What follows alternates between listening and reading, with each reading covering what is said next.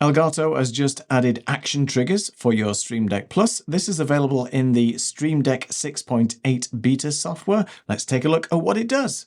Let's see how this works. Let's go to our Streamdeck software, which is right here. I'm on a blank page, and this new action trigger applies to just the dials on your Streamdeck Plus. If you right-click on an empty dial, you'll see here, Create Action Trigger. Let's click on that.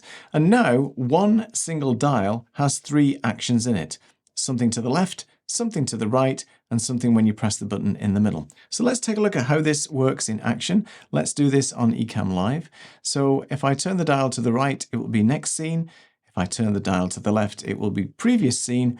And if I click on the middle button, I'm going to do a show and hide overlay, which will just be the call to action for the Elgato.com beta. So if I want to go to my previous scene, I'll move the dial to the left.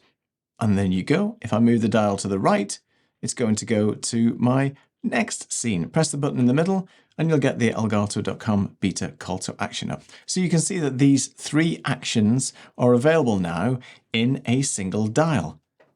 Marvelous!